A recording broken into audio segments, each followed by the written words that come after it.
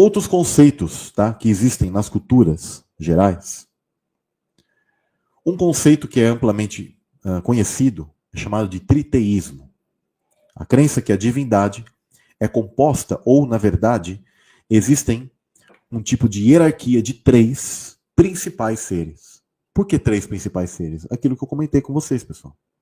Elohim, né? Existe o pai, a Ruach, e um filho, do qual ele herda todas essas coisas. Por isso que em várias culturas, esse tipo de convenção religiosa é recorrente em todas as religiões do mundo. Existe, por exemplo, a Trindade hindu. Não é que você vai seguir o hinduísmo por causa disso, mas eu só estou mostrando aqui para vocês de onde esses padrões eles foram copiados ou tirados, que é da realidade espiritual, daquilo que os próprios hebreus sabiam, mas também se perdeu. Que a religião de hoje, a teologia de hoje, ela acabou tirando.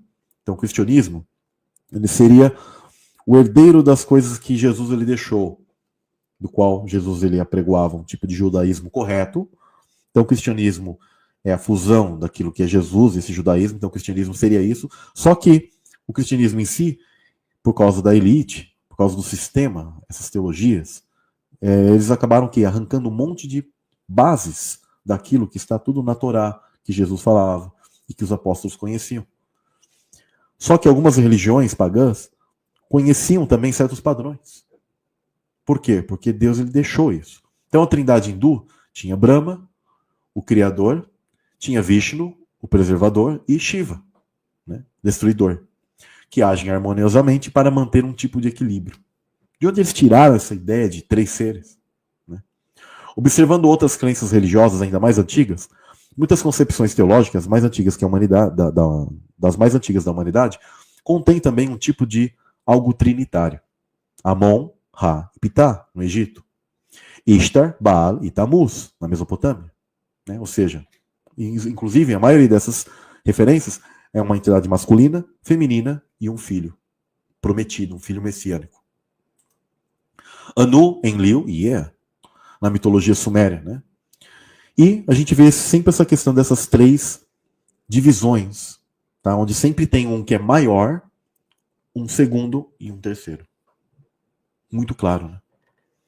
E aí a gente vai dizer o quê? Que tudo que está na Escritura. Aí você me fala, Samuel, a Escritura é monoteísta, a Torá. Não, ela não é monoteísta. Isso é um grande engano que colocaram na mente de vocês. Por isso que o judaísmo não aceita Jesus. Porque Jesus ele é um ser divino. E a Escritura nunca disse, na Torá, no Velho Testamento, na Tanar, ela nunca disse que a divindade ela é exclusiva de um ser.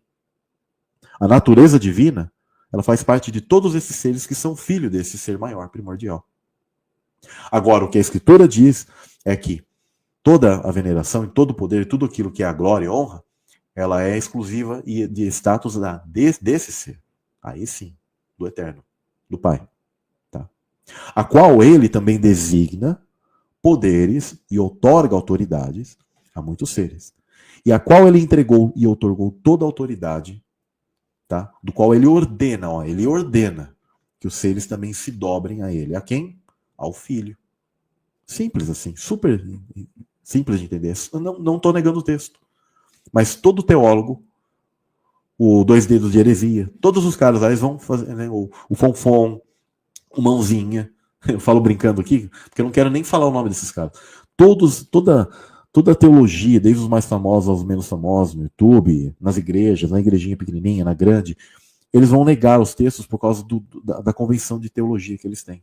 Por que eles não aceitam os textos e não compreendem? Opa, a Escritura ela não é monoteísta, ela é monólatra.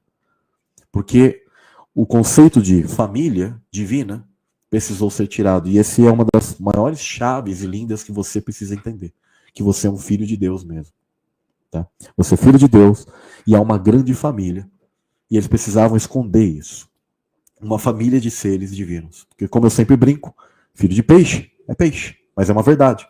O filho de urso é um urso. E o filho de Deus, gente, são o quê? Deuses, Elohim. Pequenos deuses. Tá? Do qual o pai quer dar poder. Seu filho é um filho humano. Seu filho não vai ser um sapo. Né? Não é uma rã. Não é uma libélula.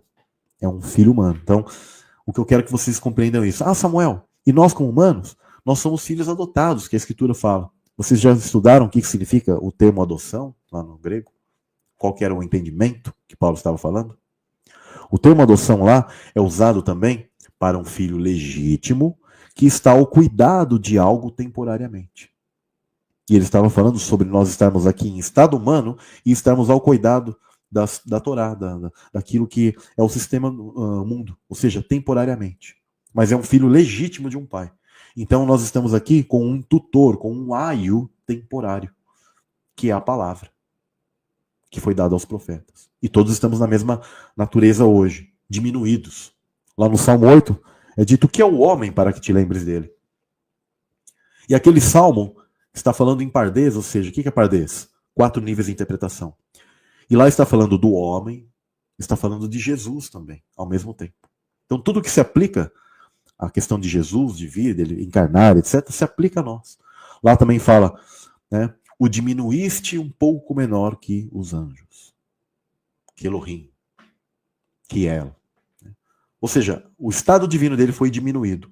E está falando para o homem e ao mesmo tempo está falando para Jesus. Né? Aqueles que negam, inclusive, os textos de Satanás, sendo representado em Ezequiel, Isaías, então Jesus não é o Messias. Por quê? Porque os textos de Salmos também estão falando apenas de Davi, aparentemente. Só que de maneira, por interpretação cabalística, nós sabemos que aqueles textos têm também revelações e níveis, nas suas passagens, de Jesus, que a gente chama de Salmos messiânicos. Então Isaías, quando fala do servo sofredor, então está falando de alguém que não é o Messias. Né? E tem judeus que são negadores da figura de Cristo, eles pegam e falam isso. Isaías aqui, ó, não está falando do Yeshua de vocês. Né? Eles vêm com aquele papo, né? Mas eles são malandros, porque eles conhecem a interpretação cabalística. E aquele texto tem que ser lido em várias camadas. E aquele texto, sim, está falando do povo judeu, está falando também de Jesus, de Cristo como Messias. E ela se cumpriu. É sempre a teologia, para ela é harmoniosa, pessoal. A verdadeira teologia. Só que, quando você observar que há um tipo de problema teológico, já analise e já saiba. Alguém está negando o texto.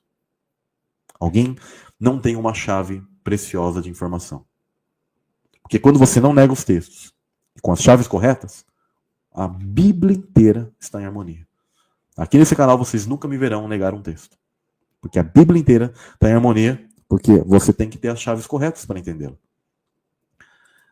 Eu tenho uma live debate, eu vi que demorou bastante tempo, entre 2 pastores importantes aqui do YouTube, arminiano versus calvinista. E eu achei engraçado porque tem um comentário, e eu preciso até printar aquele comentário, que a pessoa falou assim, nossa, o arminiano, toda vez que ele explicava, eu concordava com ele 100%. E aí o calvinista também explicava, eu concordava 100% com ele. Resumo da história, não sei com quem está certo. É claro, sabe por quê? Porque está faltando a chave da pré-existência. O arminiano sempre negará todos os textos que falam sobre a nossa existência e o mundo atemporal. Coisas que fogem do espaço-tempo, onde nós somos predestinados a virmos a este mundo para traçar a escolha. E o calvinista negará todos os versos que falam claramente que nós temos que escolher entre o bem e o mal. E que nós precisamos fazer o nosso melhor para sermos salvos. E que eu não sou um robozinho, eu sou um escolhido, né? E aí o cara vem aqui e já está escolhido. Não tem essa. Ambos negadores de texto do outro. E aí ficam explicando suas partes, mas aí a pré-existência vem, a chave, a harmonia perfeita, onde você entende que temos o livre-arbítrio e entende que somos destinados a virmos a este mundo desde antemão, porque já existimos. Simples assim, não nego um texto, glória, tudo em harmonia. É uma chave importantíssima. Aí a pessoa ela assistiu aquele debate inteirinho e fala, e não entendi, não sei quem está com a razão. É claro, não tem a chave. E Jesus voltará, e esses caras negando a chave do entendimento correto da Escritura, o arminiano e o calvinista vão se deixar no céu lá, vão estar batendo um no outro ainda. Né? Então, são os negadores de texto.